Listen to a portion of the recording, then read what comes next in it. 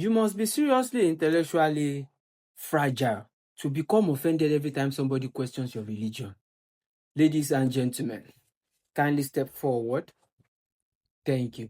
For centuries, African traditional beliefs were called paganism, witchcraft, idolatry, demonic, primitive, and evil.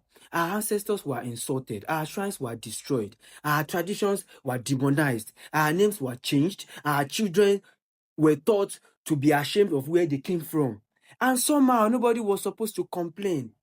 But now African people are asking questions about Christianity and Islam. And suddenly everybody is screaming, respect my religion. No, respect is not immunity from criticism.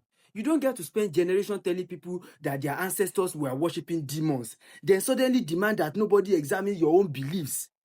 If you can criticize traditional spirituality, somebody else can criticize Christianity. If you can criticize traditional spirituality, somebody else can criticize Islam.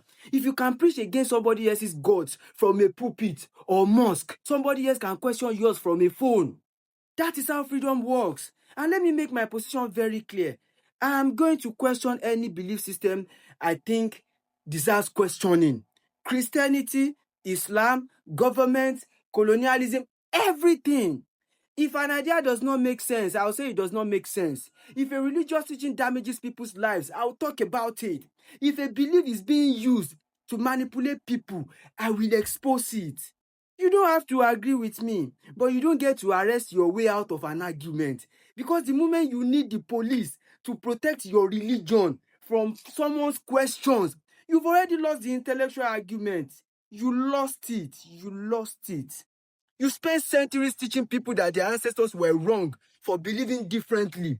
Don't start crying now because the descendants you taught to question are finally turning the same question back towards you. Nonsense! Laoban talks.